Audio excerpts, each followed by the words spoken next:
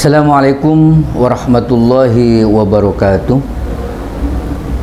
Innal hamdalillah wa syukrulillah wassalatu wassalamu ala Rasulillah wa ala alihi wa ashabihi wa mawalah. Allahumma salli ala sayyidina Muhammad wa ala ali sayyidina Muhammad wa ba'du. Hadirin yang dirahmati Allah Subhanahu wa taala, alhamdulillah di bulan Ramadan ini mari kita tetap bersyukur kepada Allah Subhanahu wa taala karena kita sudah beberapa hari ini kita melaksanakan ibadah Ramadan hingga saat ini. Artinya Allah memberikan kekuatan kepada kita, Allah memberikan kesempatan kepada kita untuk beribadah kepada Allah, yakni ibadah puasa bulan Ramadan. Tentunya di bulan Ramadan ini kita ketahui banyak fadilah, banyak keberkahan, pahala dilipat gandakan oleh Allah Subhanahu wa taala, sehingga ini menjadi harapan semua umat Islam yang beriman di dunia ini. Karena bulan Ramadan ini merupakan bulan yang tidak hanya melakukan ibadah biasa, tetapi sebenarnya ibadah puasa ini, walaupun kita sehari tidak makan, justru itu sebenarnya akan menjadikan manusia itu lebih sehat. Ada hadis yang menyampaikan sumu tasihhu, berpuasalah kamu, tasihhu, maka kamu akan sehat. Intinya kenapa seperti itu?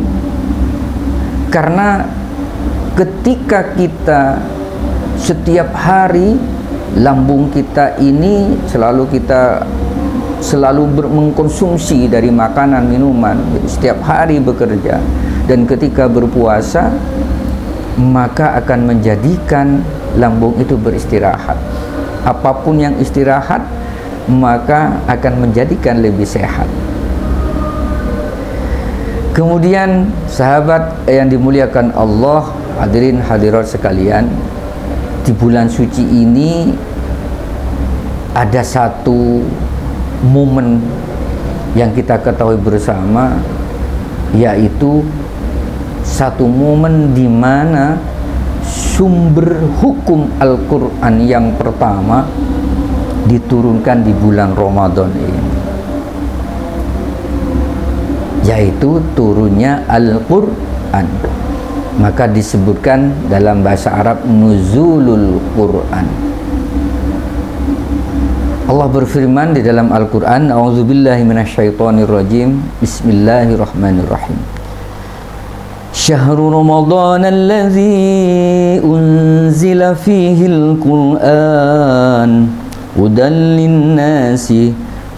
lin-nasi wa bayyinatin minal huda wal furqan faman syahida minkum asy-syahra falyasum. Al-ayah.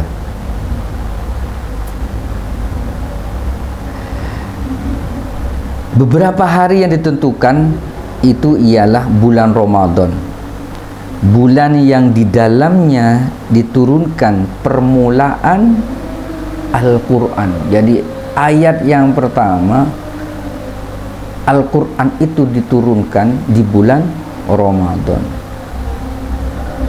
Iqra bismi rabbikal ladzi khalaq, khalaqal insana min 'alaq. Itu ayat yang pertama yang diturunkan oleh Allah, yaitu di bulan Ramadan. Al-Quran itu sebagai apa? Al-Quran sebagai petunjuk bagi manusia dan penjelasan-penjelasan mengenai petunjuk dan pembeda antara hak dan batil. Karena itu barang siapa yang di antara kamu hadir di negeri tempat tinggalnya di bulan Ramadan, maka hendaklah ia berpuasa pada bulan itu.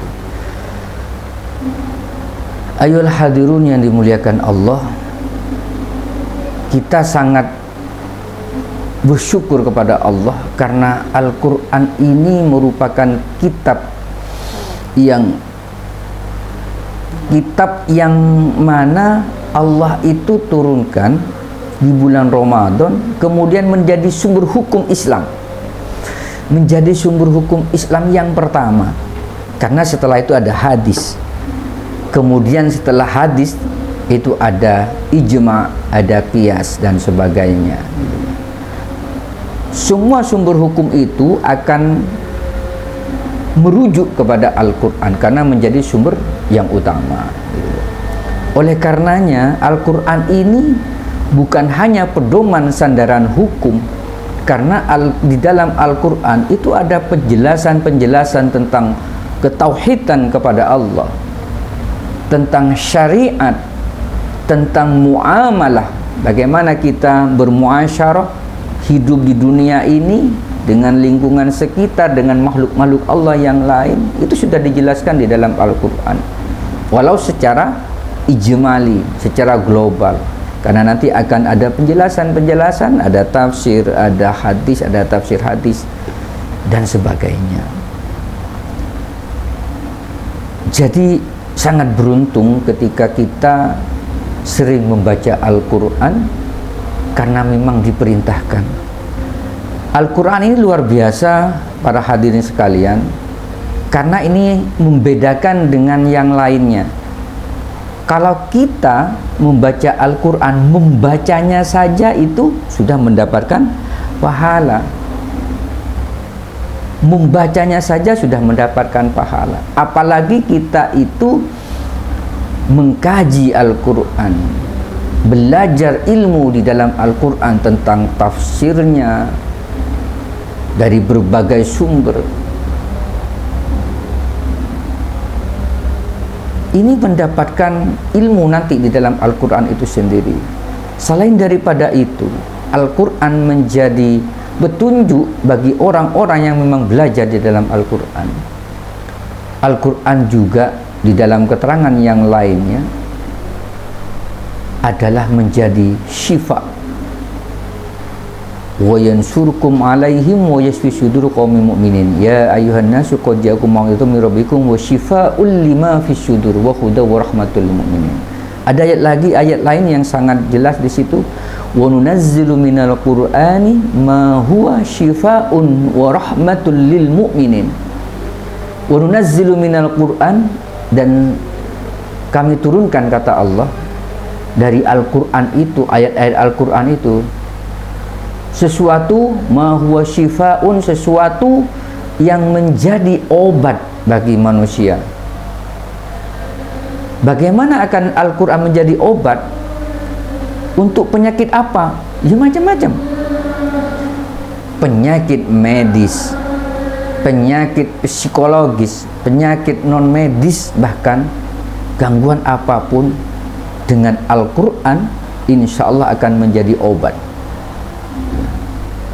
Barokah kita nanti membacanya, barokah juga ketika kita mempelajari, akan mendapatkan kesembuhan di jiwa kita, di fisik kita, gitu.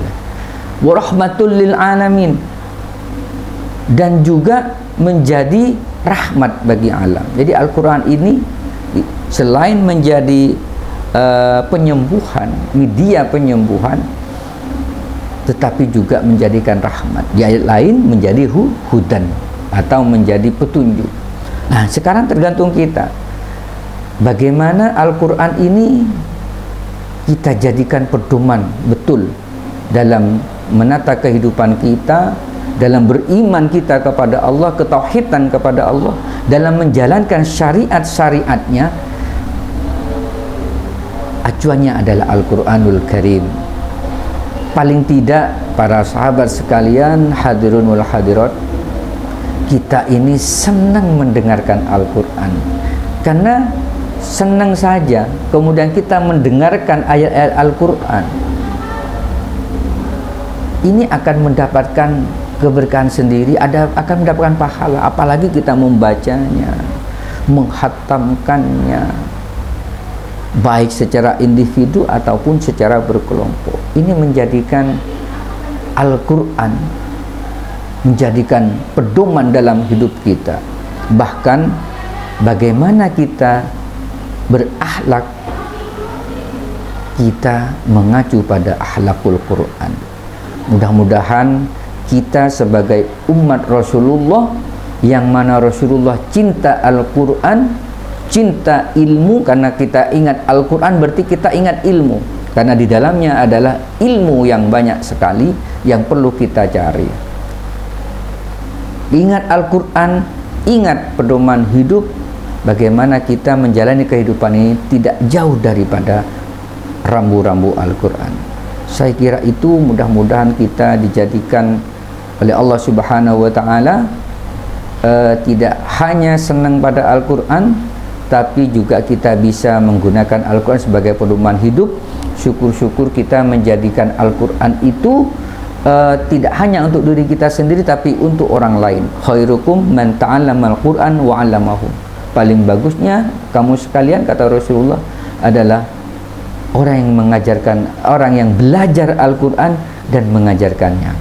Ihdinas syiratal mustaqim, syiratal ladzina an'amta 'alaihim ghairil maghdubi 'alaihim waladdallin. Wassalamualaikum warahmatullahi wabarakatuh.